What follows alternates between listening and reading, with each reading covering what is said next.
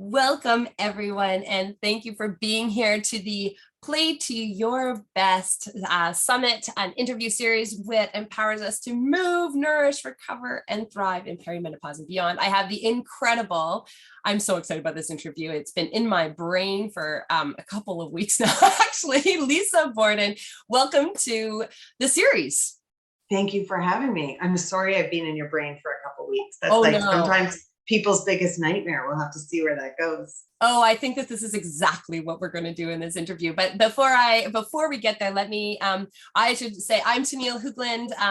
I've been working on a title. I keep on switching it, but this week I'm going to be the Holistic Health and Endurance Performance Coach with Element Sports Coaching and founder of Project 51. So I am so lucky to be in this conversation with Lisa, who is I love this title, so I'm just going to go fully business development consultant and wellness intelligence therapist.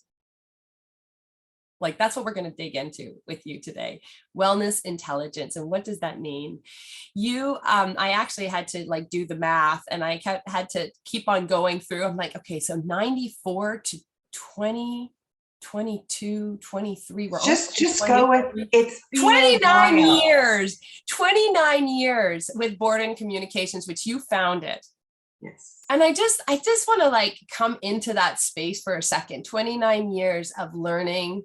And you in your bio, you say you're like the best learner, unlearner.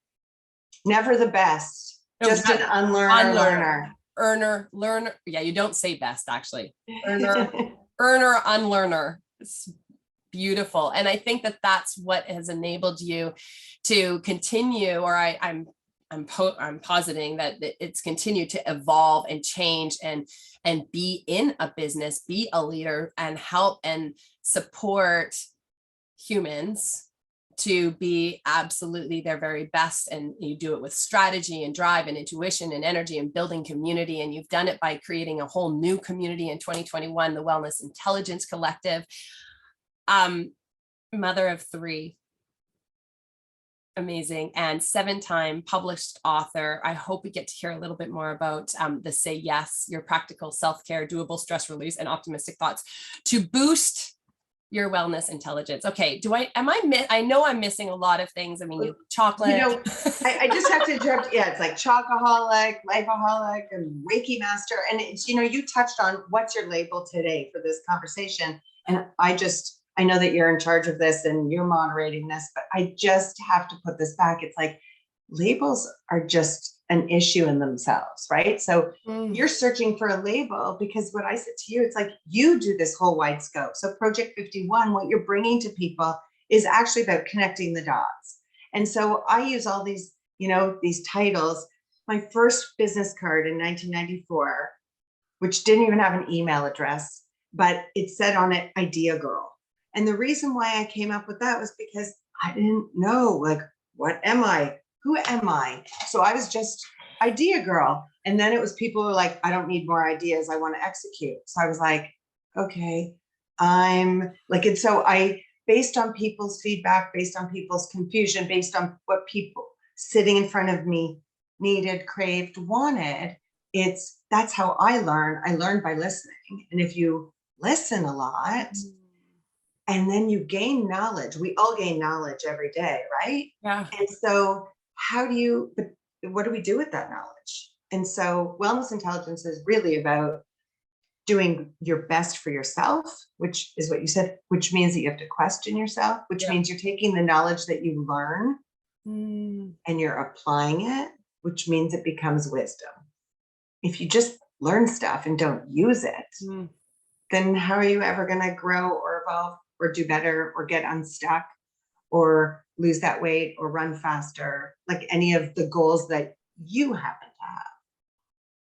to have? This is why, and welcome to why Lisa's been in my head. It's so funny because it's so true. It's like, how do we communicate who we are and our identities? And why is it that I want to find the right title or the right way to represent what it is? And I think you're right. I keep on getting stuck because it really depends. Like in some cases, we're getting people to start lines, to world championships. We're getting people to performing to their best, which might be getting up a mountain, or it might be all these different things. And so how do I box a person? How do you box a person? So that's that whole labeling thing. And it's the same way as like, I'm vegan. Well, you're not better than me. And what does that even mean? Because are you eating chemicals, or are you eating like whole food, plant-based? Like, there's so many nuances in everything. We become so black and white, like you're this or this, or it's like, how can I call myself a wellness intelligence therapist? I mean, I have some training in therapy, but I'm not a therapist. I have a degree in French. And so it becomes about, that's why my bio is so long with all these things, is because I want to almost confuse people. It's like, oh, she does a wide scope of really confusing, neat bundle of things. I'm going to check out more about what she does. And so to me, it's about, if I pique someone's curiosity, maybe I'm for them. I walk around in a sweatshirt sometimes that says, I'm not for everyone. And I think we should sort of all wear that, right? It's like finding your person, being your title. It should always be evolving, right? Because you're evolving. So how can we sit with one static title for so long? Well, and it's so interesting because we come into the space of, okay, perimenopausal. I'm in perimenopause. I'm at early stage, mid stage, last stage, past menopause. Like, what am I? Well, you're exactly where you are. And, even. And can I ask a question? Yeah. When you're, obviously there's importance, and I'm not doing this from a medical perspective of understanding where we are in our life for specific reasons, but really otherwise, it's like that whole age is just a number. It's like, how do you feel? How does it make you feel? How do you feel? And a lot of the time, these labels almost give us in modern society, like where we are in our culture, I feel like those labels actually almost give us, it's like, well, that's why we're victim to this, or that's why my body looks this way now, or, well, my mother was like that, so she went through this, so that's how I am. So it's, we're all dealt a deck of cards, a hand of cards when we're born. There's genes, there's lifestyle, there's everything that we have, and we have this, but we can play it how we want to. So just because you're in perimenopause or menopause doesn't mean your time's going to be slower in a marathon. It doesn't mean that you can't meditate the same way that you can. Maybe you have to spend time paying attention to more things than you used to in some areas. Right. I find it's like, oh my goodness, my brain's not functioning how it used to. So that doesn't mean my brain's not functioning how it used to. It's like, now, how do I support my brain? Yeah, it's really switching that. One thing that's coming to mind as you speak is like the stories that we tell ourselves. Absolutely. And that we I guess one of my questions then coming out of that is, why do we go there? Like, we want sometimes to we have security in the way we be. So we have security in a label. It's just like, it almost lets us off the hook in some ways. It's like, oh, well, I am this way. Absolutely. I am whatever. And then it's like, I don't have to deal with that because like, I don't have work to do there. It's just like, because I just don't want to do the work, rather than saying something else. Tell me a little bit about what you see with that. Like my one word answer, which is very rare for me, is conditioning. We are fed so much every day that is noise, that is not authentic, that is not in our best interest. It's like status quo is really, let's say, the opposite of wellness intelligence. So it's like wellness intelligence is questioning everything. So imagine if it was possible that everything we were receiving, whether that's standing in a supermarket and seeing a front of label, whether that's a friend looking a certain way, whether that's people posting on social media about their successes all the time, or, their perfect life. And if we actually took the time to question, what's behind this? Where does that product on the store shelf actually come from? And I'm not saying come from like the factory or the company. I'm saying like trace it back to really where it came from. How did that affect people? You're going to make such a good choice for yourself every single time. And you get to tell your own stories there. So they might be limiting, but not when there's fact. So people say it's like, oh, can I have that pasta or can't I? And they go to a coach to tell them. Well, what's the filter? And how does that affect me? So that's a story that I'm getting. But if I actually trace that pasta back to where it came from, I'm going to go, what? Like, how was it made? From what? What was added? And then what's it doing to me? And I'm going to find something else that doesn't have that effect on me and has like a positive effect. And then why do I need someone else to tell me that? So you're speaking to that, and I mean, your example is in pasta, and we can I'm just, this is my question, and my brain is working. It's like, okay, so does that transfer out to all our ways of, what are all the different things of, I use pillars of mindset, nutrition, training, recovery. So I'm thinking, okay, so that's a nutrition example. And the source of where something comes from, and thinking about, like, I love this idea. I just want to work through it a little bit more and in other ways of our lives, so we can start to really ground that idea going back. So it's beautiful that you've said that. It's almost like it's the same thing in anything we do. So think about buying a shirt for yourself. Let's just go to the fashion industry. Let's go to how we all wear clothes every day, right? Mm-hmm. Where's that shirt come from that you're buying? So first of all, how does it make you feel when you're wearing it? Are you comfortable? Same with the pasta, the food. Does it feel good when we eat it? What's it doing to me later? Like, some people, I'm wearing like a bit of a turtleneck. Is that something that's uncomfortable? That's not something I can tell you. You should wear this turtleneck. It might be the worst thing. You might not like wearing black. I like wearing black every day. So it depends. It all depends. So if we question it ourselves, where does the material come from? When you go to a store, can you ask somebody, where's my shirt made? Who made my clothes? Who made my pasta? It's Who taught me how to do a push-up? Mm-hmm, mm-hmm. Same thing. And go back, it all comes back to natural. It all comes back to the soil, whether we're talking about food, whether we're talking about clothes. And you think about movement. Are you going to have a better run? What does this mean to you when you are on a trail in a forest or on a treadmill? And I'm going to say it depends, because some people want the metrics of the treadmill and the feeling of measuring in that way.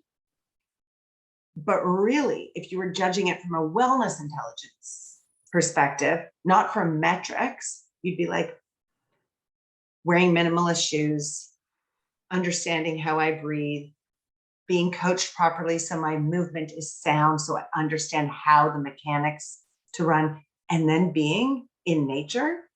Mm-hmm. It's probably going to serve you better, mind, body, and soul. Yeah. And I think, so there, I mean, there's so much there. One of the interesting things that you're offering is like intentional. It's like really intentional. And then Anne says, my partner in this and hosting of this series is, she loves the word to discern and to understand, where do we use and tap into different components of what we want to be and what we want to create, and the treadmill versus the trail run, and discerning when do we need one thing or another. And this could go into a broader training perspective as well, as, what should we do? What are the guidelines saying for athletes or women in perimenopause and beyond? So then you're ignoring so much data.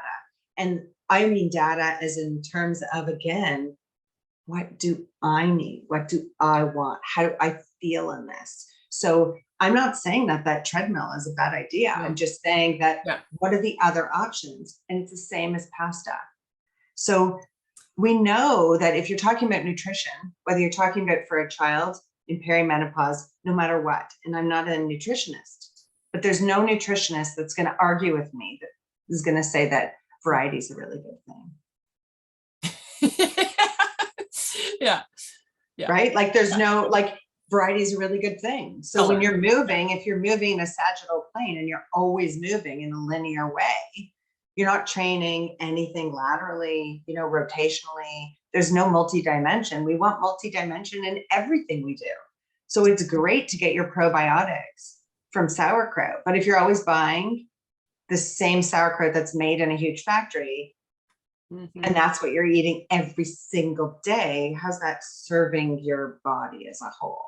So it's even like breathing your biome. Going into nature for that run is great, but not the same trail every single day. Go different. Find a different path. There's so many paths for everything. It's an excellent point of variability and on all aspects. And we want variability within our hormones. We want variability in our nutrition. We want variability in how we move. We want variability and actually it's in our variability and training our variability in which we're able to be like, this is a question too, but a comment is, when we have the variability, we can respond to the environmental stressors that we're in. If we are, and when we haven't touched into that variability, what happens is if we get stuck. We don't know how to move. Plateau, right? You plateau, or it's called chronic stress. We can't add stress because we're in a chronically high stress point. And so we're having such a hard time moving up to come down. I mean, that's what training does. So I just have to reflect this back to you because, we stop when I was saying about passion, you're like, how does this apply to other things? If we replayed what you just said, that was the best business coaching you could give an entrepreneur on how to build a business. Okay. But I'm saying it's the thing that you have to, that I want everyone to take away. It's like, you're your own best expert. And sanity is a group project, right? Sanity is a group project. So we do need each other. Like we're here to learn from each other, but it's not like you can do it on your own and you know everything. I don't mean that, but I mean that the variability, the response to things like being stagnant versus being active, that matters in your workday. We're both sitting right now. That's why I teach that program about exercise snacks. Yeah. Go do your training, but please don't sit for 10 hours. I've been there. I've done that. I know the difference now in what I teach, and I'm marketing movement. I'm not teaching the movement, but what you just did is because you know what you know and you teach and you train what you do so well, Tenille, if you just apply that same knowledge you have in this pillar to not just your pillars, but actually to running your business, you'd be like, oh my goodness, like I don't need a business coach. That's what I always say. If you can get knowledge from a $10 book or a $25 book, go for it. Yeah. You don't necessarily need a $10,000 program. And that goes for fitness or for eating or for coaching, for anything. Well, awesome. Thank you. I can't I'm so glad that I can replay this. Keep hearing it back. Yeah. But I also wanted to say how we show up in one component of our life is exactly how we're showing up in the other components of our lives. And so that to me, and maybe speak a little bit to that, because I can see how I do, like how I trained as a professional triathlete. Then that's how I started my business. And what happened when I trained as a professional triathlete? Well, my story is I broke down. I became injured. My hormones got crazy. Like everything just started falling apart and I couldn't sustain it. And when I first started the business, I know how to work hard. There's no doubt you don't get to be a professional athlete without knowing how to have that drive. But maybe you can talk a little bit about how that shift has to happen and where we have to look at how we are in one component of our life and thriving, and then how we kind of think about that in all the aspects of our life, because you're a business consultant and you're very specific to say, I'm supporting businesses to be phenomenal but I'm also supporting humans to be phenomenal. There's no, so it's interesting. Exactly. And just to say, it happens when there's alignment. So this was not part of my business plan. And You know, it's like you said, you got into your business because of. So remember why you started, right? Like that's that first thing. Like, remember why you started. Like, why did you become a mother? Why did you want to become an athlete? What, like, so it's about talking to yourself. And it's so interesting that you bring that up because, you know, I was a mom, I would say harried, like meaning I was not practicing nervous system regulation at the time, let's just say. And I don't mean harried, I mean like commonly so. Yeah. Wiping my kids' plastic high chair down with Lysol wipes. And I say that because for those that don't know me, it's you couldn't, I can't even be in a space with a Lysol wipe. I would never support Lysol as a company. I don't like supporting companies who support Lysol as a company, like, and not to bring up brand names, but I'm saying that as an example that my oldest child will be 22 next month. So this is new to me. We're all on a journey. And so wherever you are today, it doesn't really matter. Perimenopause, menopause, teenager, it doesn't matter who's listening. You want to become an athlete? Become an athlete, right? There's like, you're 80 years old, you can still do whatever you want to do if you're honest with yourself and you bring into alignment. And so I'll tell you how I got into this because I think it's relevant and you can cut me off if you want to, but I started in business development, helping people make money without compromising ethics in an efficient way, really looking at the person. So understanding that 2 holistic nutritionists coming into my office, we're going to take away obviously similar kinds of programs or things, but treated totally differently because there's an energy and an exchange and it's about the person. That's where like plain old group learning where there's no exchange of energy. I think there's probably a limit there. The same as reading a book, right? There's no exchange of energy. It's for being delivered a gift, but there's no exchange.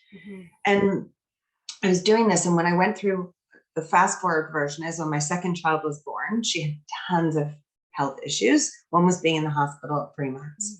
Being very fortunate, I got into all these specialists to see. And at 2 years old, she was also diagnosed with anaphylactic food allergies.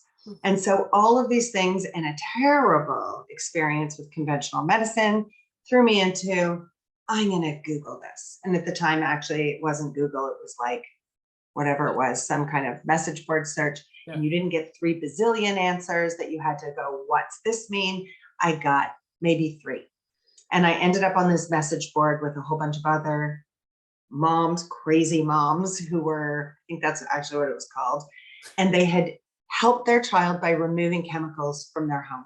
And so I did, without a lot of faith, I should say. And I removed the chemicals from my home and my daughter's skin and breathing and everything that the whole medical community was working for 2 years with me on, all of a sudden was clear, like clear. She was so much better. And so not being somebody about moderation and being someone who really does go all in, I started to do an audit on everything else in my home. And that included my cooler bag has lead in it. My kitchen has microplastics and plastics everywhere. My shampoo has, oh my God, what is this? Yeah. And so in that inventory, I had 2 choices: shut down and be like, this is way too much, or how did I not know that? How did I not know that? How can I use this to do better for myself? Because I have to, better for my family. This is crazy. I'm a mother. And so I did. And so my husband would joke that every day he would come home and there'd be like an entire recycling. And you can't even throw a lot of these things out. You have to actually call hazardous waste. And that's what's being sold to us. So you talk about what's being sold to us conventionally, that back to that conditioning. And the long story short is I looked at my business and I thought, oh my God, I can't help these companies make money. I can't put logos on bottles of water when I know what that is. And so actually in 2003, I lost around probably 90%, maybe more of my business, because all of a sudden I didn't feel I was in alignment with what I was doing in my life. And I brought my business into alignment to have those ethics, and my zone of clients went from this big to like, oh my God, there's nobody to work with. Where do I find the people that care? And I will tell you, it was a really it was an undecision. Like it wasn't an option to me. I just like, meaning how could I be hypocritical, or what I call oxymoronic? Yeah. I brought it into alignment, and it took time, but I am so happy. You talk about from 1994 till now, evolving constantly, connected to people like you who I get to actually learn from. I want to be I want to be in the room with other people who care and, strive for excellence and understand that. I mean, I know the more I learn, the more I realize I know nothing. I don't know about you, but I learn by being part of conversations like this. I learn from myself speaking, from listening to you speak, and listening to other people have conversations. It's a gift. Yeah, it's the power of, I love it too. I love it that you say, like, the more that you start to think you know, the more you realize you don't know. And Anything. that has been like the most, I thought when I first started my business, I thought, okay, well, it was like when I first started being an athlete, because how we be in the world. So I thought I had to get somewhere. Okay, so it's arrival. Okay, once I get there, once I know enough. Same thing for the business, right? Like once I know enough, once I've got all the nutritional certifications, once I get, it's just like, and then I just like, it was like at some point I was like, oh shoot, I'm never going to know enough, because we keep on changing. The science keeps changing and evolving, and we don't actually have any data on females. We actually don't. Right. We've never studied them before. Oh, by the way, did you actually question that? Did you actually think about that? Did you actually notice how you're doing? And so I now take great pleasure in not knowing, because that means that I'm grappling with something deeper than what I had before. Whereas I didn't get that before. So I guess let's bring it to the audience and the listening, and saying, okay, so how's a way that we can take this on is like, you're not knowing exactly what to do is exactly where we need to be. Oh my goodness. And that's the gift. It's like, everything's really uncertain. So if you need to know something for sure, you're sort of missing the boat. Like you can't know for sure. And if you know for sure, you're probably missing like some really beautiful things. And, it's cliche to say you have to trust the process, trust life, trust the process. I don't like when people say everything for a reason. We were discussing, like, not everything for a reason. Like, how could that be for a reason? It's so horrible. But it is everything. There is this process to, how do I know what my title is going to be? Does it really matter? Like, does my title really matter? How do I show up? And it's like, marketing. I'm in marketing, and I'm the first person to tell you, it's like, you know what? Show up as your authentic self, because then you're going to attract the right people. And it sounds, going back to marketing, it's the problem with titles is people have like ruined a lot of words. Like if I hear one more person try and sell me on living my best life, I want to like throw myself on the floor. Like I'm like apoplectic about that. However, there's actually some people that are really doing good work like you around to help people live their best life. Same with me. It's just our words and our marketing claims are not, and the labels are not the important thing. It's the essence behind it. So when someone's hiring a coach or trying to solve a problem or wants to eat better or learn how to meditate or feel better in their body, or, I have pain, these are my obstacles or these are my goals. The best thing you can do is just question everything, the humans in your life, the food you're eating, and then seek out the communities like this, Project 51. Like these are gifts where people can tune in and learn, and where there's connection, just follow up on that connection. That's all it's about. And sunken cost fallacy. Do you know that one? Yeah. And tell me, sure. Yeah. When something's not working anymore. Yeah. Don't worry about what you've invested into it. Worry about where you are right now. And if it's a sunken cost, you've invested, you've done it, move on, move to the next thing. Don't hang on to something because it's certain. It's that not knowing. It's like, I don't know what's next. It's hard to jump. It's hard to give up on what we know to go for what we don't. But, so a new trail could open up the possibility for everything. Yeah. it's not having the right answer. There is no right answer. Like, what you're really saying. And we want the perfect program, or we want to figure out the recipe, or the fastest way. Fast. Yeah. And that's not where transformation happens. And I mean, it's a big word, transformation. What does even that mean? But it's like how, if we're caught in a cycle of like, I need to get out of this. I'm frustrated. I'm tired. I am this, I am that. I am, why are we part of the summit? Why are we listening to these interviews? And if we're caught in that, this isn't the answers. Where do we enter into a conversation with ourselves? And I think to just bring it back into the original point is come back to the source. And I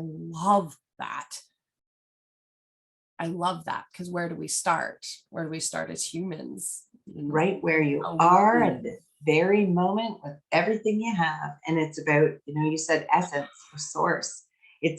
That's the name of my latest book, which is Say Yes. And it's saying yes to the right things. There's so many programs that are teaching us now to say no. Here are the boundaries. Here are the boundaries. Here are the things we need to do. It's like, instead, what happens if you focus on the other side? Like, what am I going to say yes to today that makes me feel really good? Mm-hmm. And it comes from a place where I don't really know. I'm just sharing what I've learned, because it took me a long time. I was helping a lot of people do a lot of amazing things. Mm-hmm. And I was not taking care of myself. I was not saying yes to myself.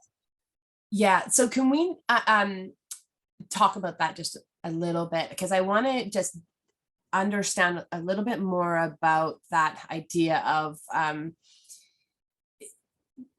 saying yes to yourself, this idea of self-care, including the intermittent movement. And you mentioned earlier on in this interview that we were in, I want to say conversation because it feels more like that. This idea of like, do your workout and then you're done. It's not going to work. And tell us just a little bit about that community that you were speaking to, of like the workout snacking, and how to keep in movement, and how this is really where at the essence of health in this one pillar, right? Like in this one component of keeping moving is where the answer is, and what you offer in that way. So I just want to say, so it's, again, think of when you replay that, like that's the best business advice. Keep moving, right? If you stop innovating, you're actually going backwards. As business advice for anyone listening who's an entrepreneur, just to laterally shift, right? How you think, your mindset, your skills, they're all able to be moved into all the areas of your life that you want to show up for. Wellness intelligence is what I sell. And I mean, sell, I give it away. The community is free to join. The reason why I do this in service is because I've been sitting in this exact office for over 20 years. Mm-hmm. And I can go for a long time. And I used to not hydrate, and I used to sit at my desk. And by the way, I was excellent at what I did, meaning the work I was producing was great. Yeah. My back hurt every Saturday. I gave myself the treat, the self-care of a massage. But guess what? I don't actually need massages because I do intermittent movement now. I always worked out. I always ate well, but you can always do better for yourself. And so that idea of self-care that you brought up, there's so much in what you said, but I just want to touch on self-care. What is that?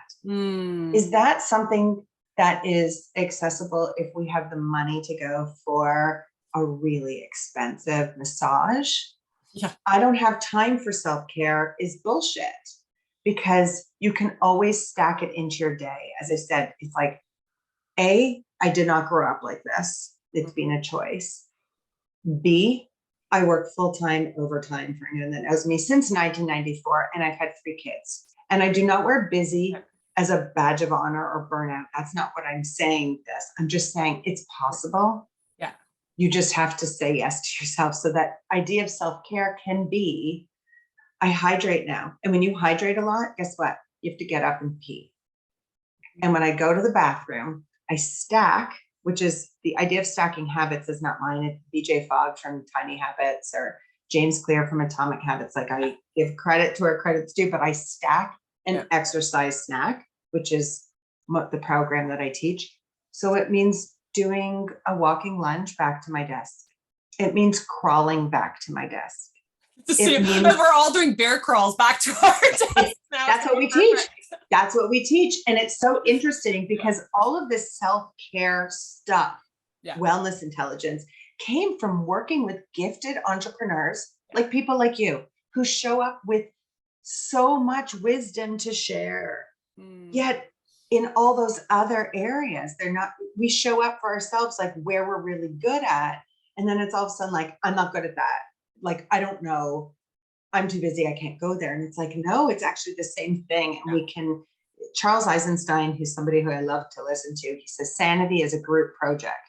And I've been my best teachers have been my clients. And yes, I've been in business for a long enough time that I've been fortunate enough to have a lot of clients and a lot of really incredible clients because of that zone that I work in, that I say I help people who care make money, not just anybody. And so when I sit and I watch and I listen to a genius naturopath or someone who studied quantum physics or a biological dentist or someone who's creating a reusable water bottle or whatever it happens to be, you listen to that passion or learn about food, and then I apply it into what I do and I market that concept back. So these programs that I teach are actually about becoming your own best expert. Yeah.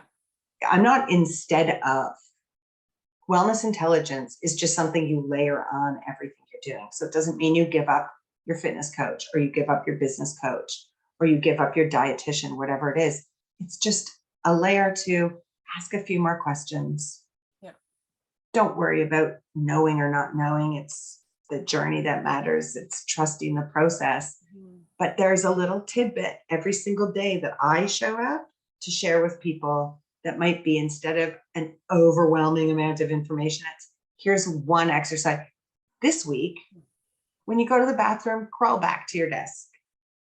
Yeah. If you can. If you can't, because the floor is dirty, how about walking lunges? How about walking with your hands over your head? Because how often do you do that, right? So it's just about, and those things end up shifting people's mindsets. Yeah. And then they're open to more. And that, like, coming back to your very first title, the idea. It's like, this is just ideas, and offering those ideas and sharing the wealth of information that you've gathered, because you've been this person that have like come around and let's gather together. I love that you embrace us all and coming in, and here's the wealth and the wisdom that we all come together. And so that is really so to segue, this is works very well into that. This is a free gift to anybody who is listening to this. If you want a 1-month trial to the self-care studio in the Wellness Intelligence Collective, that's basically, you've just given an idea of what this is. It's ideas of how we can start adding and saying yes to, I don't need to say I don't have time, because this is different way. There's different ideas here for you. Yes, that self-care studio every Tuesday morning, 2 minutes to read through on your own, nothing to show up for, on your own time. You read through, it'll tell you what, it'll tell you why, it'll tell you how, it'll make you feel positive about it. And then you can decide to do it or not. Yeah. And I look forward to, your exercise snack is going to be available as well. And so it's an amazing thing where people can actually, that's in the exercise snack studio. So within the Wellness Intelligence Collective, there's the Kind Food Studio, and there's the exercise snack studio, and there's the self-care studio. Everything is open. There's no charge for anything. The self-care studio is a paid subscription, which I want to offer everybody for a month. Oh, so beautiful. All right. Well, before we go into my rapid fire questions for you, is there anything else that you wanted to say? Yeah, just we could hang out for another, the idea of a conversation instead of an interview or instead of a presentation. I hope it just, I guess, it's what I've said to you before, is that really, I don't know anything. I don't have the answers to anything, except for one thing I know for sure is we really lack conversation. And if everyone can stay open and present to having more conversations in their life about everything, I think the world would be a much happier place. And I think we'd have also a different sense of ourselves. So keep having conversations. Yeah. I just want to say, I thank you for that. It's interesting because it's hard to sometimes ensure we create the space and make it as a priority. Like I have an instance this afternoon. I really want to show up for this incredible woman who lost her son to an overdose. And I am just like, oh my goodness, I'm so busy. I'm so busy. And it's so important to me and I need to show up. And it's just, I'm going to show up because we need to be in conversation and to create space when it's seemingly difficult to do. Well, Yeah. that showing up, Yeah. I believe, in my experience, that showing up is the very hardest thing to do. And once you've shown up, then it's just like it's doing, it's being, it's the showing up, it's making that decision to show up. And going back, that's what Say Yes is about. It's not about saying yes to myself only. It's about saying yes to showing up for myself. And that after that, as much as that's so hard, and there's so much, you're going to create the safe space and you're going to give, and giving feels really good. There's so many ways that I could be spending my time right now, and delighted to be present. I am grateful for the opportunity to have this conversation. I hope that one person takes something away, that it changes their life because of listening to our conversation. So I'm happy to be right here. Well, that one, I know it's for me. Tick. Okay, great. Everybody else wants and me. One other person. All right. Okay. So this is going to be, we're going to try to keep these rapid fire. Are you ready? Okay. Yeah. What in your work or in your learning are you super excited about, right now? Like, what are you learning and just can't wait to dive into it a little bit more? Qigong. Oh, wow. Cool. Nice. We have a speaker that does Qigong. So that's really neat. I'm just taking my certification. That's that constant learning. Yes. Oh, so cool. What is one thing you are grateful for? My family. Always comes back to my family. That's my soil, my husband and my 3 kids. I love that way of saying it. It's my soil. Amen to that. What is one principle that you live by? Well, I mean, the African proverb that I've used, that's the green mosquito is my mascot. And it's like, if you try, it's like, if you don't think you can make a difference, try sleeping in a room with a mosquito.